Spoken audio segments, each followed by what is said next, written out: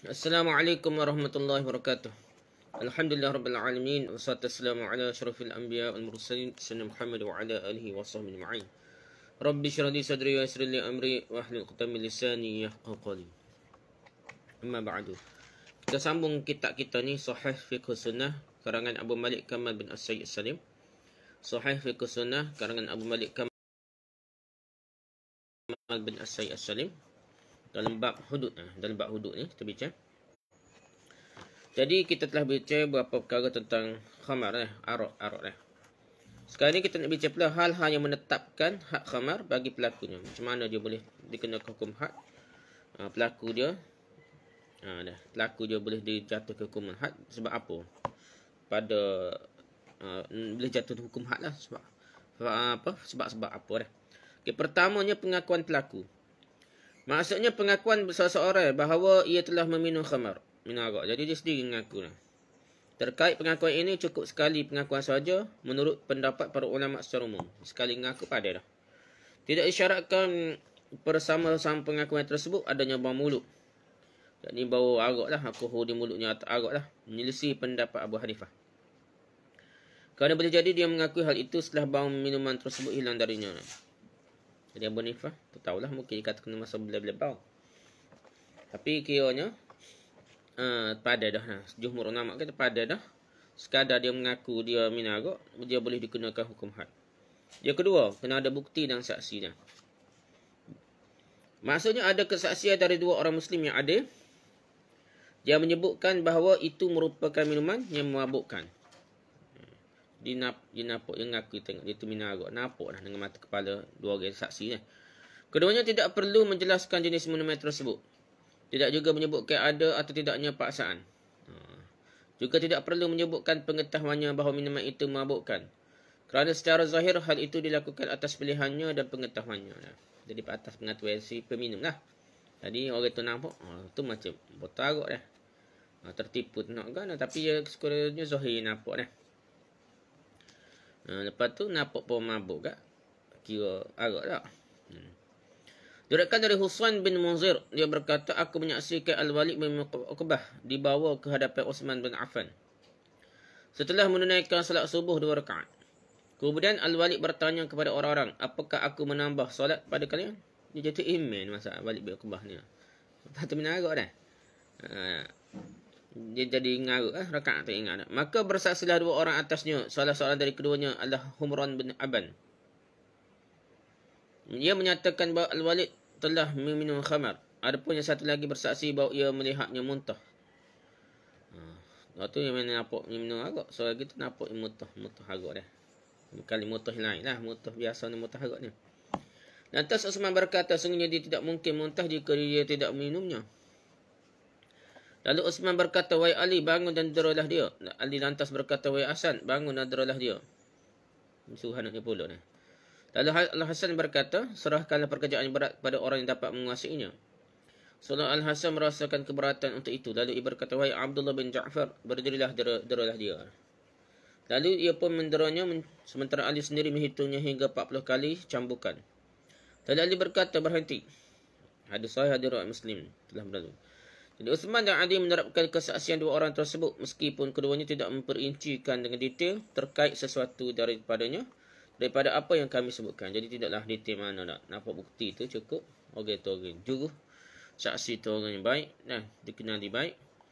Maka dan orang itu tidak mengingkari, yang tidak serupa ataupun tak.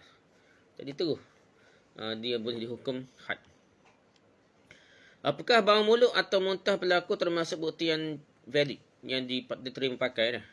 Para ulama berselisih pendapat terkait wajibnya hukuman had dengan adanya bau mulut peminum khamar atau pemuntah dalam 3 pendapat. Rujuk Al-Mabsud, Al-Qawani, Al-Fiqiyah, Al-Muntaqi, Mughni Muhtash, Al-Mughni beserta Syarhul Kabir, Majmu' Fatwa, Al-Hud wa Ta'zirat. Ni kitab-kitab 6 kitab ni. Jadi pendapat pertama tidak wajib had dengan badanya bau mulut atau muntah. Tak wajib. Sekadar bau mulut itu. Muntah tak ada saksi ke apa. Dua orang saksi ke. Dia sendiri tak mengaku pun. Jadi tak boleh hukum had. Ini pendapat pertama. Ini merupakan pendapat kebanyakan ulama, di antara mereka iaitu Al-Thawri, Abu Hanifah, Asy-Syafi'i dan Ahmad dalam satu riwayat darinya. Mereka mengatakan kerana bau mulut menunjukkan bahawa peminumnya berkumur dengan khamar tersebut. Boleh jadi ya, khamar saja dah. Atau kerana berupa cairan. Maka ketika berada dalam mulutnya memunculkan aroma. Atau ia menyangkanya tidak memabukkan, atau hal itu tidak disukainya. Atau ia makan buah bidara atau minum minuman apple. Kerana darinya memunculkan bau macam khamar juga. Apabila mengandungi kemungkinan-kemungkinan tersebut, maka tidak diwajibkan hukum had kerana had ditolak dengan adanya syubhat. Takut makan benda lain serupa dengan bau arak. Lihat Al-Bukhari, karya Ibn Qudamah, beserta Syarh Al-Kabir. Jadi, kalau tak jelas, sekadar bau saja tidak boleh jadi bukti lagi lah mengikutnya. Pendapat kedua, wajib ditegakkan hukum had dengan adanya bau mulut ataupun muntah. Ini merupakan pendapat Imam Malik dan Ahmad dalam riwayat yang lain darinya. Pendapat ini juga yang dipilih oleh Syekhul Islam beserta muridnya Ibn Qayyim. Ada hujah mereka bahawa pendapat ini sesuai dengan hukum ditetapkan oleh sahabat radhiyallahu anhum seperti Umar, Uthman dan Ibn Mas'ud. Dia kata ada sokongan dia. Mereka ni ambil bukti dengan bau dia. Pertama, diriwayatkan dari Sa'id bin Yazid bahawa dia mendatangi Umar bin Khattab radhiyallahu anhu. Sementara Umar ketika itu sedang mencambuk seorang lelaki yang didapati bau minuman darinya. Maka Umar pun mencambuknya sesuai hak secara sempurna. Rotel lah. Diriwayatkan dalam konteks seperti ini oleh Abdul Razak. Hal ini jawab bahawa konteks ini terdapat peringkasan dalamnya. Hadis ini peringkas sangat. Jika tidak demikian, maka sungguhnya dalam riwayat Ma'mar dari Az-Zuhri dari As-Sa'id bin Yazid sendiri, dia berkata, aku menyaksikan Umar bin Khattab menyolatkan jenazah. Lalu ia menghampiri kami seraya berkata, sungguhnya aku mendapati dari Ubaidillah bau minuman khamar dan aku telah menanyakan itu kepadanya. Ia menyangka bahawa itu adalah bau cat. Dan sungguhnya aku telah menanyakan minuman yang diminumnya. Jika minuman itu mabukkan, maka aku akan mencambuknya. Sa'id berkata, lalu aku menyaksikan Umar mencambuknya setelah itu. Sanadnya sahih, hadis Bukhari secara mu'allaq dan as-sahih. Asy-Syafi'i meriwayatkannya secara mausul bersambung. Malik dan Abdul Razak dan lafaz miliknya. Jadi kata kisaran kisaran asar dari antara atas As-Sa'id bin Yazid dari Umar menunjukkan bahawa kisah tersebut sama. Atas dasar itu maka cambukan dilakukan oleh Umar kepada putranya Ubaidullah dikarenakan pengakuannya telah minum cat. Sebagaimana telah diketahui bahawa cat tersebut memabukkan. Cat gapo tak ada pewarna dia. Namun Umar tidak mencabutnya hanya kerana bau yang terdapat padanya semata-mata. Sehingga orang yang mewajibkan had lantaran dapati bau khamar pada seorang tidak dapat bersandar dengan riwayat ini semata-mata. Ini sangat jelas. Jadi dia kata, dia tanya dulu sebenarnya ada proses ke apa pun dia kena soal siasat, bukan sekadar orang repot kak. Perkara ya selalu dah. Dia walaupun dalam riwayat hadis tentang mana kita tengok ringkas. Kita akan cerita panjang. Nak cerita panjang lah cerita hadis nak ngapa lagi tak jadi benda tu ada benda-benda yang kita kata ringkas lah dah. Jadi soal jawab tu tentu berlaku dah. Soal jawab tanya menanya soal selidik tentu berlaku. Jadi dia kata riwayatnya panjangnya, kata dia soal dulu dia tanya dulu dah soal mengaku dah. Nah, ada bukti lain dulu barulah dia kata bukan sekadar bau saja baru je jatuh hukum. Okey, yang kedua, hujah yang kedua pendapat kata bau saja pun terus jatuh hukum had lah 40 kali qatam. Pendapat hujah kedua diriwayatkan dari Husain bin Munzir. Dia berkata, aku menyaksikan Al-Walid bin Uqbah dibawa ke hadapan Uthman bin Affan setelah menunaikan salat subuh 2 rakaat. Kemudian Al-Walid bertanya kepada orang-orang, apakah aku menambahkan salat pada kalian? Maka bersaksilah 2 orang atasnya. Salah seorang dari keduanya adalah Humran bin Aban. Dia menyatakan bahawa Al-Walid telah meminum khamar. Adapun yang satu lagi bersaksi bahawa ia telah melihatnya muntah. Lantas Uthman berkata, sungguhnya dia tidak mungkin muntah jika dia tidak meminumnya. Telah berlalu di dalamnya disebutkan bahawa Uthman merintahkan untuk menderanya. Hadis sahih telah berlalu takhrijnya. Hal ini dapat dibantah, jawab lalu lah. Bahawa secara zahir Uthman radhiyallahu anhu tidak mendera Al-Walid semata-mata kerana muntah lantaran khamar. Tetapi hal itu dilakukan kerana adanya kesaksian Humran bahawa dia telah meminumnya. Bukan kerana muntah saja, kerana ada saksi lagi. Bukan sekadar bau saja. Kerana ada saksi 2 orang. Kesaksian humrah bahawa dia telah minumnya, oleh kerananya para ulama mentakhrijnya tidak menerangkan faedah had dengan adanya muntah. Ada muntah saja tak ada dah. Dia ada itulah. Sekadar muntah saja tak pandai. Muntah dengan tu dah, tapi ada lagi kesaksian dah. Diriwayatkan dari Alqamah, dia berkata, yang ketiga dah, hujah ketiga. Suatu ketika kami berada di Homs, di Syria ni. Lalu Ibnu Mas'ud radhiyallahu anhu membaca surah Yusuf. Kemudian ada seorang yang berkata, tidak begitu surah tersebut diturunkan. Ibnu Mas'ud lantas berkata, aku telah membacakannya di hadapan Rasulullah SAW. Beliau bersabda, bagus. Kemudian dapati dari orang itu bau khamar. Lantas Ibnu Mas'ud berkata, apakah engkau mengumpulkan antara kedustaan terhadap kitabullah Al-Quran dengan minum khamar? Lantas hal itu pun dikenai hukum had. Hadis sahih dari Bukhari Muslim dalam lafaz milik Bukhari. Hal ini dapat dibantah bahawa pendalinya tidak dapat terima kerana mengandungi kemungkinan bahawa orang tersebut mengakui telah meminum khamar tanpa adanya uzur. Walaupun tanya soal itu dari hadis riwayat itu pendek. Tapi pasal apa Ibnu Mas'ud tanya dia meminum arak, kenapa bang peminum arak ni? Kali jawab iya agak kena hukum pengaku bukan sekadar bang ni. Bersama dengan adanya kemungkinan tersebut maka gugurlah pendalilan itu. Oleh kerana itu Al-Bukhari rahimahullah menyebutkan asar tersebut di dalam kitab Fadailul Quran dan dia tidak menjelaskan perkara khamar dalam Kitabul Hudud. Meski dia seorang yang sangat teliti pemahamannya dan kuat dalam pengambilan dalilnya. Demikian pula dilakukan oleh Imam Muslim ketika menyebutkannya pada sekumpulan hadis terkait keutamaan Al-Quran. Dan terangkan oleh An-Nawawi dalam bab Fadailul Istima' Al-Quran. Al-Ulama Abu Bakar Zaid Hafizullah mengutipnya dalam Al-Hudud wa Ta'zirat inda Ibn Qayyim. Jadi sekarang ni dalil itu digunakan dalam bab lain. Dalam bab baca Quran, kelebihan Quran tidak dibicarakan dalam bab hudud. Maksudnya ulama yang hebat seperti Imam Bukhari, Imam Muslim dan Imam Nawawi ni dia faham benda tu bukan untuk hujah dalam bab dalil dalam bab pendalilan untuk hudud ni. Sebab hadis tu tidak lengkap. Mungkin ada soal jawab lagi kau dah, saksi lagi kau, wallahu alam dah. Jadi tidak boleh buat hujah semata-mata hadis yang pendek sebegitu, hanya boleh buat hujah dalam kelebihan bacaan Quran, kelebihan tentang Quran lah. Tu cara kita nak faham dah. Kalau kita mengaji hadis ni bukan sekadar sanad, kekuatan hadis Sahih Bukhari, Sahih Muslim kan gitu saja. Dia banyak lagi ngaji Sahih Bukhari tu sebenarnya bukan nak cerita sanad nombor satu dah. Tapi nak cerita cara berhujah dah. Sebab Imam Bukhari dia ulai hadis tu lah banyak mana dah. Hadis yang kuat kekuatan dia, tapi dia bukan maksud situ. Kadang-kadang hadis tajuk bab dia tarajim ni, bab tarajim ni, dalam bab terjemah dalam bab dia dah. Kepala tajuk dia tu kadang-kadang bukan hadis sahih pun dah. Kadang-kadang hadis lemah pun ada dah. Pasal dia tidak bersanad situ. Jadi banyak kaedah lah. Jadi hak ni kena ngaji lama lah. Kita tak boleh senang mudah. Banyak lagi kena ngaji. Keempatnya, hukum had, hukum hudud ni terhadap orang yang minum khamar mesti disertai indikasi, petunjuk yang nampak jelas merupakan kesepakatan para sahabat.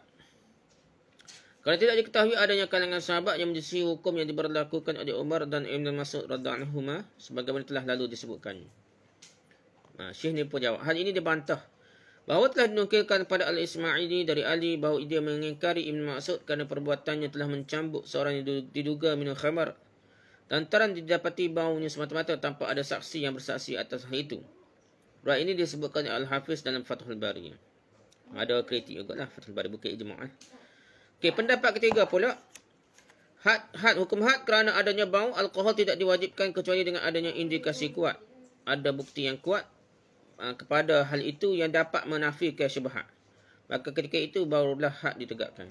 Jadi sekadar bau ni tidak cukup, pendapat ketiga. Pendapat ini dikemukakan oleh sekelompok salaf, di antara mereka adalah Umar radhiyallahu anhu, Ibnu Zubair radhiyallahu anhu dan Atha Ibn Qudamah pun condong pada pendapat ini, dan pendapat ini juga dipilih oleh Syekh Bakar Abu Zaid. Pendapat yang kuat, aku Abu Malik katakan mungkin yang terakhir inilah yang lebih mendekati kebenaran, yang mana dalil-dalil tersebut terubati dengannya dan terkumpul menjadi satu kesatuan. Dalil-dalil hak banyak-banyak, hak kata pada dengan bau, hak kata atau pada bau dan mutah dah. Hak kata tak wajib hak dengan adanya bau dan mulut dan mutah dan sebagainya. Ia katanya kena ada bukti tambahan dah. gini lah, dia kata atas dasar itu maka hukuman had dengan adanya bau dan muntah terjadi pada gambaran berikut ini. Rujuk al-hudud wal ta'zirat. Pertama dah, orang yang dapati bau alkohol tersebut merupakan orang yang memang terkena gemar minum khamar. Ini juga dikatakan oleh Umar radhiyallahu anhu. Musannaf karya Ibn Abdul Razak. Jadi orang tu sudah betul boleh mari kita. Kaji jumpa ke boleh mari gak. Betul tu dengan orang suhu dah tahu dia ni jin behi minarok, behi gomo dadah ke apa kita kata dak. Orang kecek kapur tu biasa dah. Tiba-tiba ke sedang molek boleh gak dak.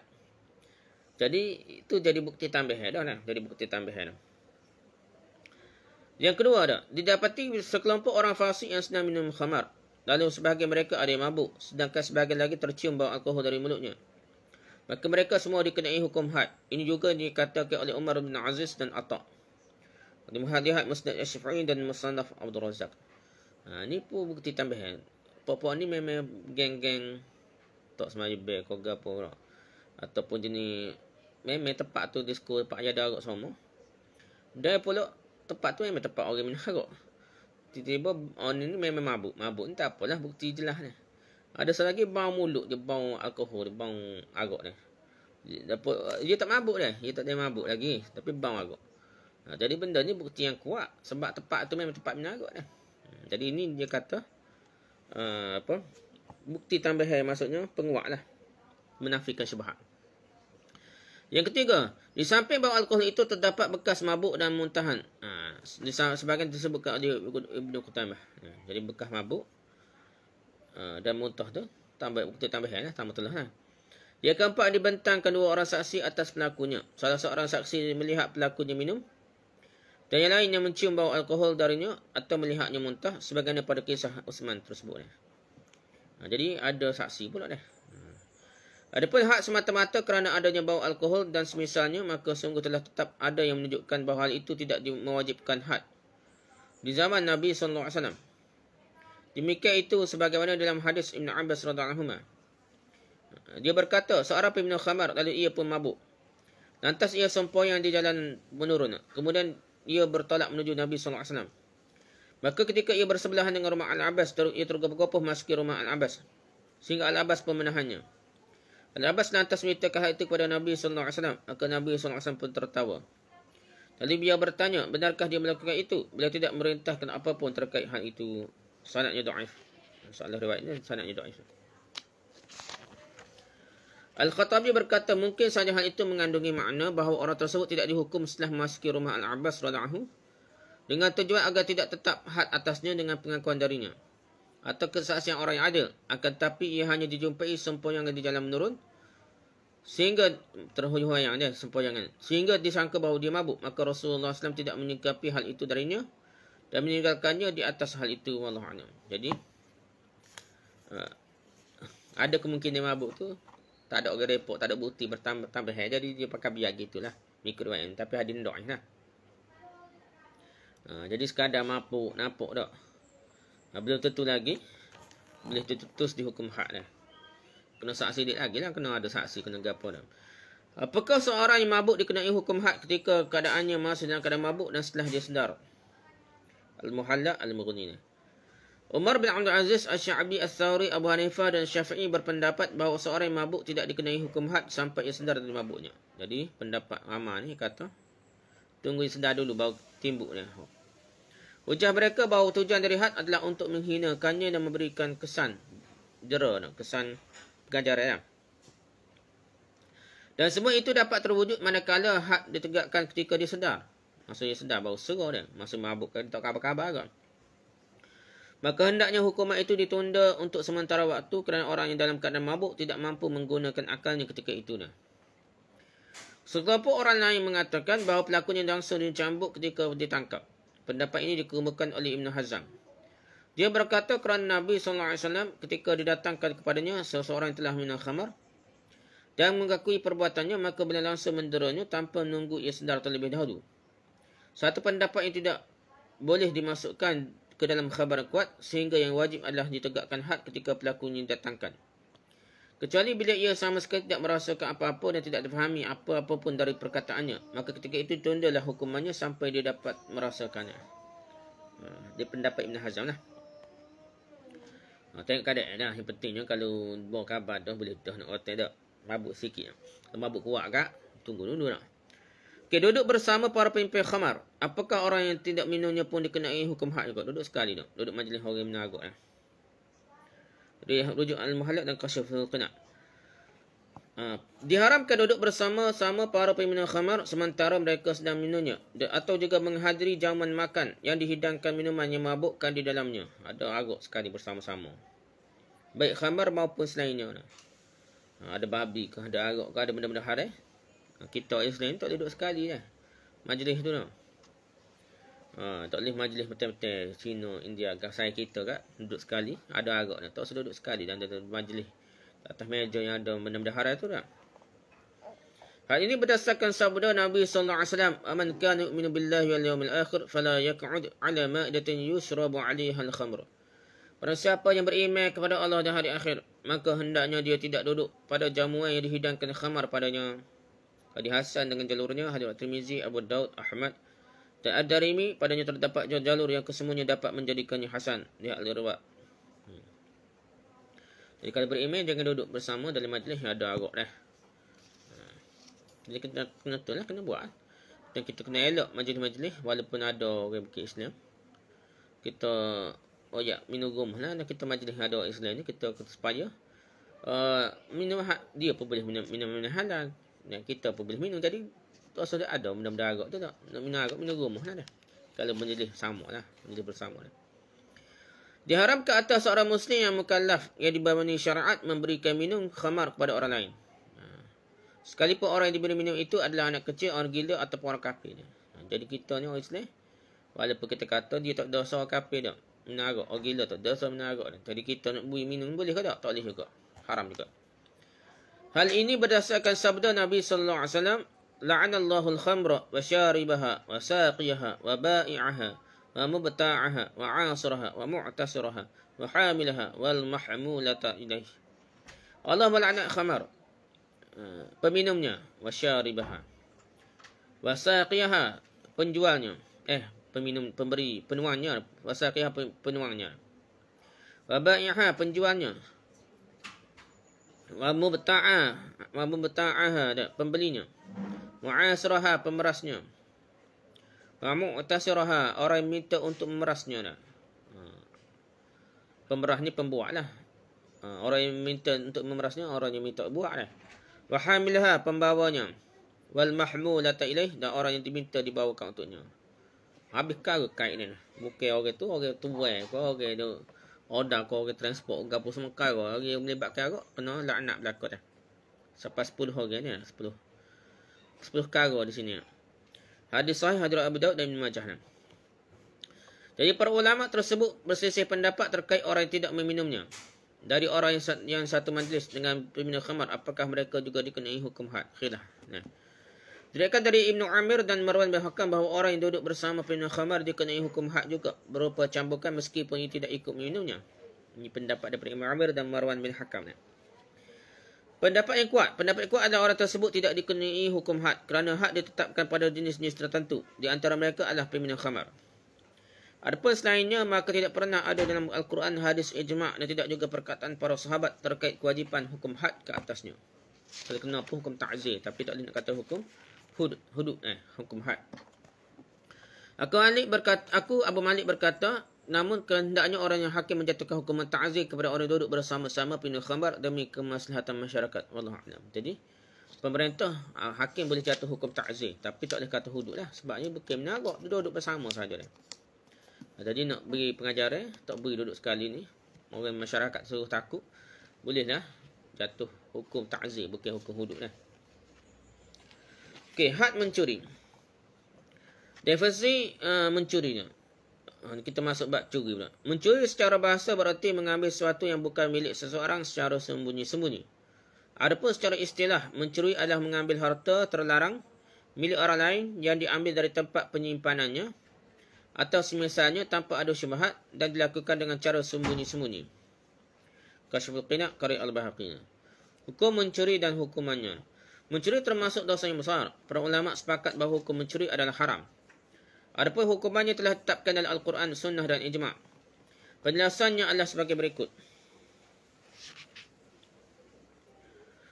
Pertama, firman Allah Ta'ala, A'udzubillahi minasyaitonir rajim, As-sariq was-sariqatu faqta'u aydiyahuma jazaa'an bima kasaba nakalan minallah wallahu azizun hakim. Adapun orang lelaki maupun perempuan yang mencuri, potonglah kedua tangan keduanya sebagai balasan atas perbuatan yang mereka lakukan dan sebagai siksaan dari Allah.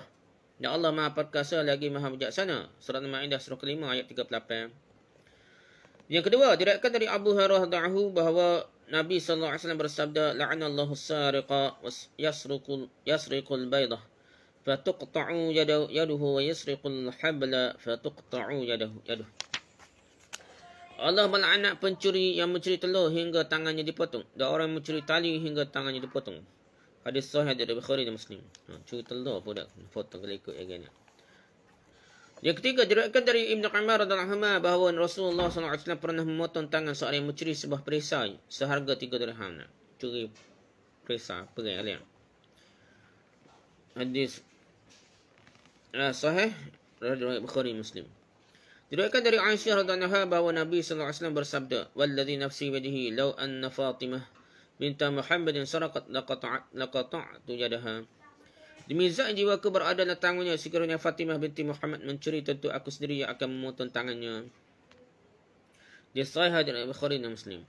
Yang kelima, para ulama sepakat bahawa memotong tangan pencuri itu hukumnya wajib jika tindakan pencuriannya disaksikan oleh 2 orang saksi yang adil, Muslim dan merdeka. Al-Ijma' karya Ibn Muzirah. Okay. Hikmah disyariatkannya hukuman potong tangan bagi pencuri. Dinukil dari kitab Al-Hudud wa Ta'zirat karya Bakar Abu Zaid halaman 351 hingga 352. Hikmah disyariatkan hukuman potong tangan bagi pencuri. Di antara faktor penting dalam menciptakan kehidupan yang harmoni dan aman serta lingkungan yang tenteram adalah penjagaan dan perlindungan harta. Maka di antara kebijaksanaan dan kasih sayang Allah kepada para hamba-Nya adalah menetapkan hukuman kepada setiap pencuri yang merosak kehidupan manusia dan mengganggu terpeliharanya harta mereka dengan menetapkan hukuman potong tangan bagi pencuri.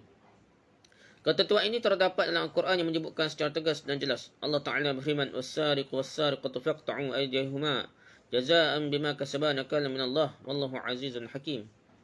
Adapun orang lelaki maupun perempuan yang mencuri, potonglah tangan keduanya sebagai balasan atas perbuatan yang mereka lakukan dan sebagai siksaan dari Allah, dan Allah Maha Perkasa lagi Maha Bijaksana. Surah Al-Ma'idah surah ke-5 ayat 38. Dari ayat ini, hikmah hukuman potong tangan terangkum dalam firman Allah Ta'ala sebagai balasan atas perbuatan yang mereka lakukan dan sebagai siksaan dari Allah.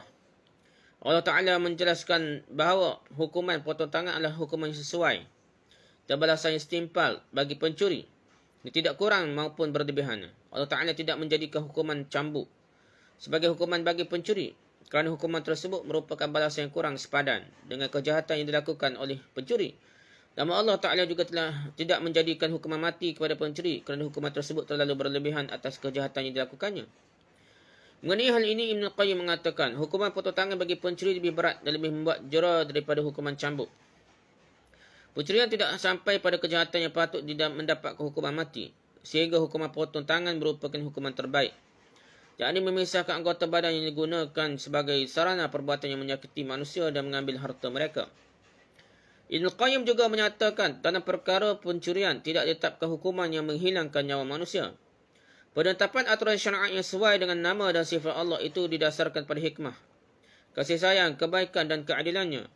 Dia bertujuan untuk menghilangkan gejala, pemicu pelanggaran, punca pelanggaran dan memutuskan keinginan jahat berupa kezaliman dan permusuhan agar manusia menerima pemberian dari sang penguasa dan penciptanya sesuai apa adanya dan tidak rakus untuk merebut hak orang lain. Ibn Qayyim melanjutkan, sesungguhnya tujuan dari hukuman itu adalah mencegah tindak kejahatan, memberikan peringatan dan menjatuhkan hukuman bagi pelaku kejahatan. Penghalang tujuan itu mestilah ditangani secara skala prioriti, skala keutamaan, sehingga menjadi pelajaran bagi orang yang lainnya. Dan agar berasa sakit dari hukuman itu boleh mendorong pelaku untuk melakukan taubat yang sebenar-benarnya nasuha, memperingatkan adanya hari akhir serta hikmah dan kebaikan lainnya.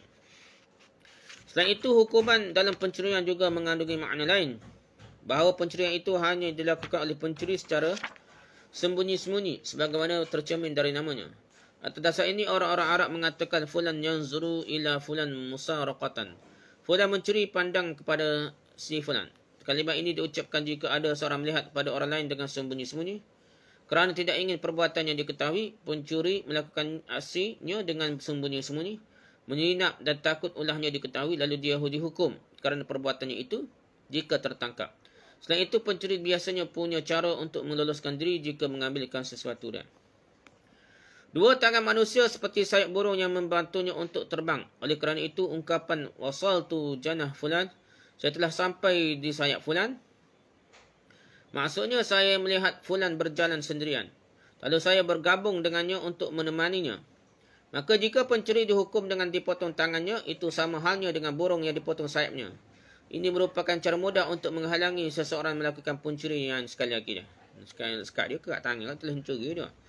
Jika dia melakukan pencurian untuk pertama kalinya, satu tangannya dipotong untuk melemahkan kebiasaannya mencuri. Orang gila curi ni, dia jadi ketagih ni. Jika dia melakukan pencurian itu untuk kedua kalinya, maka kaki kirinya pula yang dipotong, sehingga dia semakin tidak mampu untuk mengulangi perbuatan mencurinya. Orang yang mencuri itu tidak akan boleh lulus dari hukuman meskipun dia meminta keringanan. Untuk pencurian kali ketiganya, tangan kirinya dipotong. Dan untuk pencurian keempat kalinya, kaki kanannya yang dipotong, sehingga dia makin lemah dan tidak lagi mampu melakukan kebiasaannya dalam mencurinya. Pasal curi intermediatnya. Bukan setengah curi tu bukan sesok dah. Ada orang curi di Usti ke apa dah. Tengok-tengok pok dia kaya raya dah. Tapi dia kata tak boleh. Dah, dia tagih curi tu. Ambil barang orang suka mana dah. Jadi dia ni, kadang-kadang kena buat gini baru, besar nak masalah. Syubhat sepotong hukum potong tangan bagi pencuri dan bantahannya. Syekh Bakar Abu Zaid menghuraikan masalah ini dalam kitabnya Al-Hudud wa Ta'zirat inda Ibn Qayyim sebagai berikut. Ibn Qayyim mengajukan pertanyaan yang masyhur di kalangan orang-orang yang menafikan qiyas, hikmah dan alasan hujah mengenai adanya pembedaan dua hal yang serupa dan pemaduan dua hal yang berbeza. Dalam hal ini, Ibn Qayyim menyebutkan pendapat mereka mengenai kes pencurian dan menguraikannya secara panjang lebar. Kalangan yang menolak qiyas hanya menyebutkan riwayat ini dan yang semisalnya untuk mematahkan qiyas dan tidak ditujukan untuk mencela hukuman perkara pencurian. Akan tetapi mereka percaya kepada mekanisme hukum Allah, agama dan syariatnya tanpa ada keraguan dan kebimbangan akan hukum-hukum Allah tersebut. Adapun di era kita sekarang ini, hukuman potong tangan dan sejenisnya dijadikan sebagai pintu masuk bagi kaum orientalis untuk menghembuskan syubhat dan kebimbangan.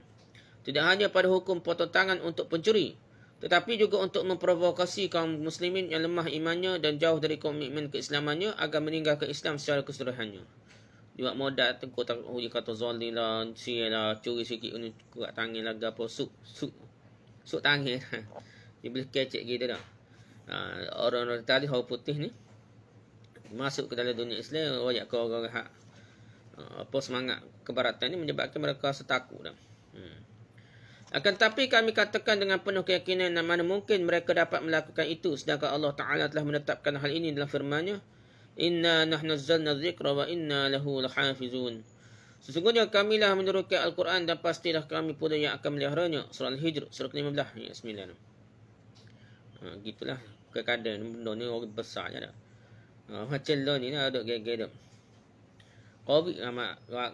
Kalau kita kata Covid ramai mati dah. Tapi mati aksiden ramai lagi. Sekarang dah. Okey, Covid ni orang kerak tangan kalau curi ni. Tak kaya kerak setiap hari ni. Kerak betul-betul pasti sahih lah. Kita kata hujah kuat, bukti kuat. Kalau kerak pun berapa orang dah ada setahun. Tapi mati kerana Covid ramai lagi dah. Mati kerana cocok ramai lagi. Jadi kerak tangan tak mati lagi dah. Jadi sebenarnya benda tu relatif. Kadang-kadang diperbesarkan benda tu tak besar dah. Macam main politik lah. Benda kecil je diperbesarkan. Dah, gitulah dah. Dunia gitu dah. Jadi benda yang Al-Quran turun ni apa yang Allah tetapkan ni, inilah sebenarnya maulid dah. Cuma kita nak mikir lebih sikit, kaji maulid. Jangan terpengaruh dengan pendapat orang saja. Kita kaji fakta yang pelbagai pihak dah. Ibn Qayyim dalam pembahasannya tentang masalah ini memberikan bantahan yang mampu mematahkan keraguan kaum orientalis dengan pemikirannya. Orientalis ni orang barat yang yang mengaji pasal Islam. Ada setengah tu yang cuba untuk merosakkan Islam dah. Dia kritik pula Islam. Jadi mematah kekeraguan kaum orientalis dengan pemikirannya mendalam dan mendasar sehingga semua keraguan itu dapat membekas, tidak membekas sama sekali dia. Keraguan itu rasa hancur debu lah. Syubhat-syubhat yang dilancarkan oleh orientalis itu telah dipatahkan oleh Ibn Qayyim.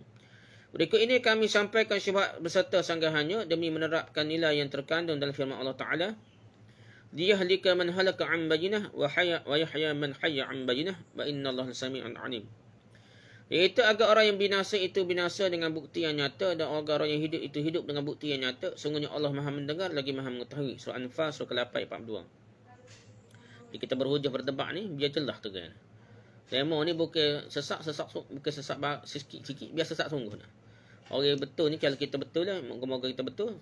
Biar kita boleh hidayah dan petunjuk bukti-bukti yang kuat sehingga kita yakin dengan keyakinan yang sungguh dan kita terus berjuang, terus bergerak, tidak tengok kiri kanan, dan yakin dengan pendapat kita, dengan perbuatan kita, dengan hujah yang ada dah.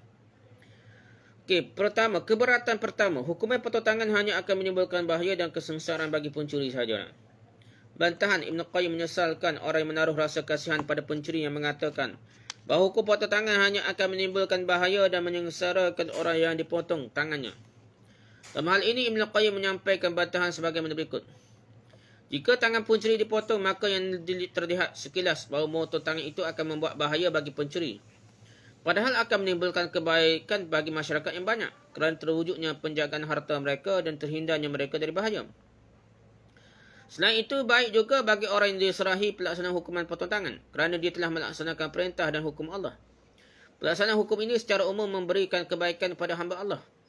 Jadi dengan pemotongan anggota badan terhukum yang menyebabkan bahaya bagi banyak orang. Selain itu, Allah Ta'ala sangat patut dipuji atas perintah dan penetapan hukuman ini sehingga dia layak diberikan pujian, sanjungan dan kecintaan dari hamba-hambanya.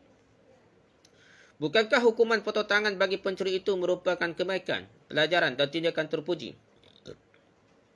bagi hamba terkait dengan hukuman kepada pencuri dan penjarah tersebut? Sebaliknya, bukankah hukuman potong tangan sangat berbahaya bagi pencuri yang telah berbuat pelanggaran sehingga bahaya itu menjadi hukuman yang diberlakukan padanya? Sesungguhnya keinginan, kehendak dan pelaksanaan hukuman itu didasarkan kepada perintah Allah. Kerana hanya dari Allah sumber kebaikan dan hikmah berasal. Dari pengertian tersebut, tabir keraguan yang menutupi anda semakin terbuka. Sehingga dengan mudah memahami berita besar dan rahsia ini yang menyebabkan anda menaruh perhatian terhadap persoalan ketetapan hukum dan dibukakan jalan menuju Allah. Pengetahuan hikmah, kasih sayang dan tindakan mulia Allah dan kepada hamba-Nya. Sungguh Allah Maha Suci, Maha Luhur dan Maha Pengasih, Maha Penyantun, Maha Bijaksana, Maha Kuasa dan Maha Adil. Maka tidak mungkin hikmah dan kasih sayang Allah saling bertentangan. Sebaliknya, dia telah menetapkan kasih sayang, kebaikan dan kebijaksanaan pada tempatnya masing-masing. Semuanya memerlukan kemuliaan dan hikmah. Dan dia Maha Perkasa lagi Maha Bijaksana. Maka tidak sepatutnya dengan hikmahnya dia meletakkan redanya pada tempat hukuman dan kemarahan. Juga tidak sepatutnya meletakkan kemarahan dan hukumannya pada tempatnya yang direda dan dikasih sayangnya. Jangan pernah mengambil pendapat orang yang semakin terhalang dari Allah bahawa kedua perkara tersebut baginya adalah sama saja dan tidak ada perbezaan secara mendasar. Orang itu mengatakan bahawa hukuman hanya sekadar kehendak yang tidak mengandungi sebab dan hikmah. Ini orang tak memikir panjang dah.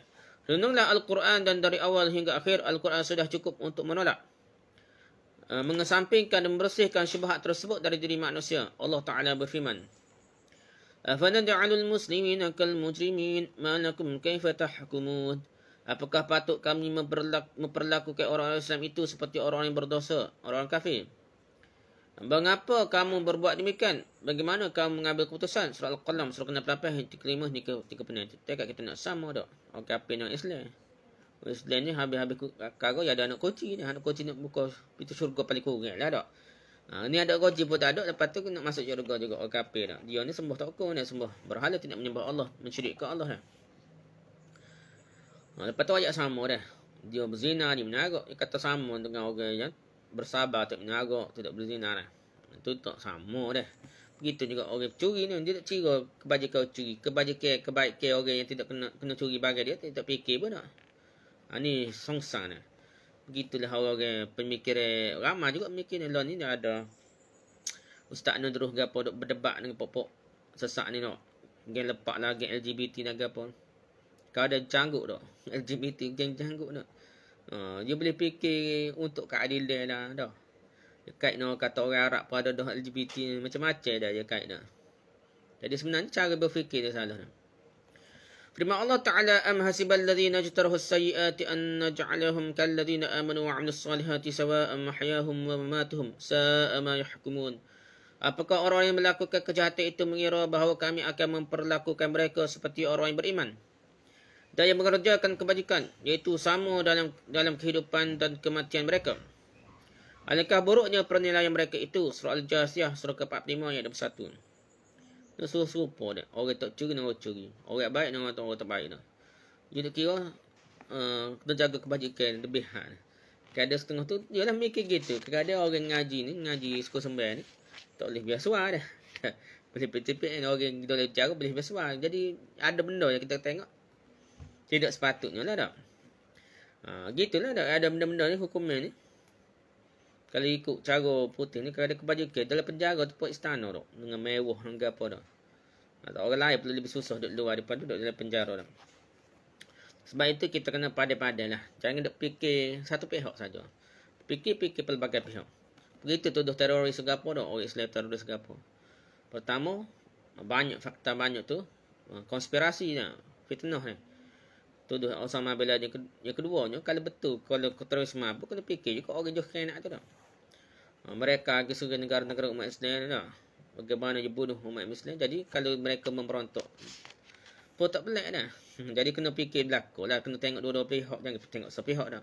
Jangan tengok kebajikan pencuri. Tengoklah orang yang kena curi dah. Firman Allah Ta'ala, am naj'alal ladzina amanu wa 'amilus salihati kal mufsidina fil ard am naj'alal muttaqina kal fujjar. Pantaskah kami perlakukan orang beriman dan mengerjakan kebajikan sama dengan orang yang berbuat kerosakan di bumi? Atau pantaskah kami menganggap orang yang bertakwa sama dengan orang jahat? Surah Sad, surah 38 hingga 28. Jadi tak sama. Orang curi dengan kebajikan orang curi dan kebajikan orang kena curi tu tak sama. Cakap kena fikir pasal orang curi saja. Tak fikir ke pasal orang lain ni. Hati pun orang kena curi dah. Begitu juga kes-kes lain lah. Kena fikir belakang lah. Jangan tengok satu sudut lah. Begitu kat cerita bincang bak anti-vaksin ke apa ni. Setengah ni campur gaul, sokau. Soalnya satu pihak anti-vaksin. Kau maksudnya orang bukan anti-vaksin pun tuduh anti-vaksin tak. Sedangkan benda tu kena bincang secara ilmiah dah. Ada doktor bincang kan. Seluruh dunia ni ada baru masuk TB tak. Dia kata 50,000 dah. Doktor sendiri kata dah 50,000 orang mati kerana cocok vaksin ni. Lepas kena cocok vaksin mati dah. 50,000 data seluruh dunia dah. Jadi tak pelik lah dah. Jadi orang nak perhatikan bukan dari segi anti-vaksin. Anti-vaksin dia kata vaksin lah. Vaksin hak budak-budak ni daripada juta-juta belian tu. Juta-juta tu. Kematian berapa puluh orang tak. Tahan lah. Ni bahas 50,000 dia kata tak. Ada tak kena mana dah. Kaji tidak lengkap begitulah. Ni bukan perhatikan. Bukan masalah anti-vaksin. Tapi orang setengah hari tu anti-vaksin. Begitu juga cerita konspirasi lah. Konspirasi ni tidak bermaksud anti-vaksin. Itu dia konspirasi tu dia anti-vaksin. Jadi masalah lah benda tu apabila kita ni tidak meletakkan sesuatu pada tempatnya dan tidak melihat dengan sudut yang pelbagai. Begitu juga kes mencuri ni. Kes mencuri ni jangan kita nampak kebajikan pencuri ni. Sia dia nak makan datangnya. Tak ada makan ni. Tak pandai curi tak. Lepas tu tak sia kepada orang lain kena curi tak. Tak sia kepada orang lain nak mencuri. Orang lain nak mencuri tu sebabnya tidak ada hukum yang berat. Dia pun dia berani mencuri tak. Tengok-tengok orang kena kat tangan baru takut tak. Kita tak fikir secara mendalam dah. Allah Ta'ala yang Maha Suci mengingkari orang-orang yang terpengaruh dengan syubhat ini dan dia mensucikan dirinya dari hal tersebut. Sudah menjadi ketetapan tersendiri dan fitrah. Dan pemikiran yang sihat bahawa syubhat ini tidak sesuai dengan hikmah, kemuliaan dan ketuhanannya yang tiada Tuhan selain dia. Maksudnya Allah dari segala keraguan yang dikatakan oleh orang yang bodoh. Secara fitrah Allah Ta'ala telah menciptakan akal para hambanya untuk menganggap buruk penempatan hukuman dan siksaan di tempat kasih sayang dan kebaikan. Sehingga jika dia meletakkan hukuman di keadaan tersebut, maka fitrah dan akal manusia akan mengingkarinya dan menolaknya dengan keras. Allah Ta'ala juga meletakkan kebaikan, kasih sayang dan kehormatan dalam konteks hukuman dan pembebasan. Misalnya jika ada seorang yang berbuat buruk di dunia dengan segala macam kejahatan dalam berbagai hal, termasuk mengusik harta orang lain, isteri orang lain dan darah orang lain yang telah Allah muliakan sedemikian rupa, maka fitrah dan pemikiran manusia Yang normal pun akan menolak untuk menganggap baik kejahatan kemanusiaan tersebut dan bersaksi atas kebodohan tindakan pelakunya. Pencuri lah contoh sini. Inilah fitrah Allah yang mana Dia telah menciptakan manusia menurut fitrah itu. Mengapa pemikiran dan fitrah itu tidak mengakui hikmah yang terang? Kemuliaan dan keadilan Allah dalam meletakkan hukuman di tempat yang mulia dan paling berhak dikenai hukuman. Jika hukuman diubah menjadi kenikmatan, tentu hal itu tidak akan boleh berjalan secara maksimal dan menunjukkan kontradiksi hikmah. Bertentangan dengan hikmahnya. Sebagaimana perkataan penyair di bawah ini. Nikmat Allah tidak akan dicela, namun terkadang dipandang buruk oleh segelintir orang. Setengah orang itu, dia tak perasan nikmat Allah, dia kutuk.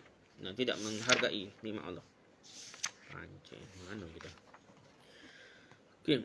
Inilah pula penegasan Ibn Taymiyah yang diwarnai oleh semangat yang tinggi untuk membantah syubhah yang rapuh, keraguan yang rapuh tersebut. Penjelasan ini boleh diringkaskan bahawa hukuman pertentangan memberikan perlindungan kepada masyarakat yang ramai dari bahaya kejahatan pencurian ini dan perhatian yang berupa pembelajaran dan pensucian dari bagi pelaku kejahatan dengan menyeimbangkan antara kejahatan dan hukuman. Perlu kami sebutkan juga dalam permasalahan ini penjelasan dari Ustaz Abdul Karim Zaidan dalam memberikan tanggapan dan sanggahannya ke atas keberatan dan syubhat di atas, keraguan di atas. Jika memang pencuri yang dipotong tangannya menjadi tanggungjawab masyarakat dan itu pun jika pendapat tersebut benar, maka boleh dikatakan bahawa terpotongnya tangan pencuri yang menjadi tanggungan masyarakat dan menghentikan kejahatannya lebih baik baginya dan bagi masyarakat daripada membiarkan penjahatnya yang tidak dipotong kedua tangannya sebagai balasan atas usahanya mencari harta dengan cara yang haram. Adapun usulan penggantian potong tangan dengan hukuman penjara yang disertai dengan pendidikan dan pengarahan, maka boleh dibantah sebagai berikut. Ni pun masalah tu. Jaga macam dah. Habis kagak dah. Bunuh orang pun suruh jaga dah. Curi pun suruh jaga. Pitih tu berapa beli habis pegang orang jahat ni dah. Tiba-tiba orang pergi sekolah, pergi ngaji. Kena cari, kena minjai dah. Kena minjai pula PTPTN. Lepas kena paksa bayar dah. Macam lah dah. Dia jadi kos ni tinggi dah.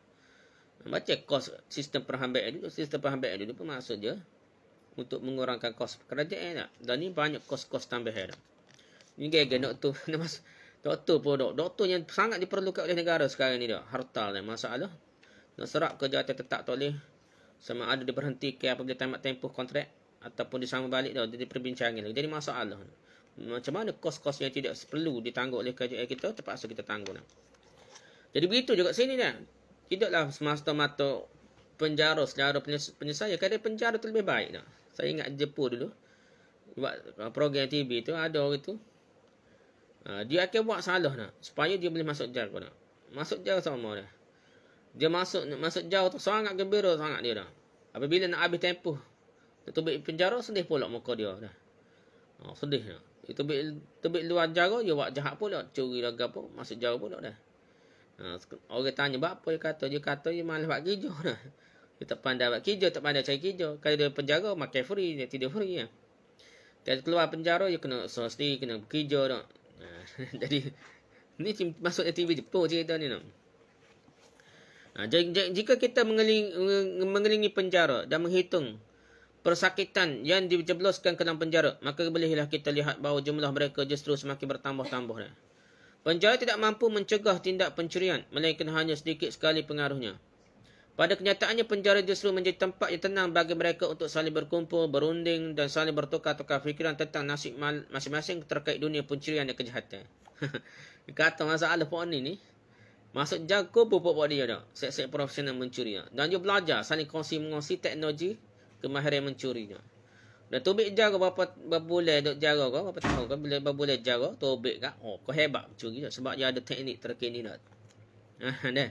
Kan dia belajar pupuk dia, saling berkongsi pengalaman, kemahiran. Di sisi lain, sungguh hukum potong tangan sangat efektif untuk menghalangi kejahatan pencuri dengan membantras dari akarnya atau memperkecil peluang dalam memberikan hukuman yang sangat berat. Sejarah menjadi saksi terbaik atas apa yang telah kita katakan, kerana hukuman ini telah memberikan hasil dan buah bagi umat manusia sehingga mereka boleh hidup dengan tenang dan aman dari pencuri dan pencurian.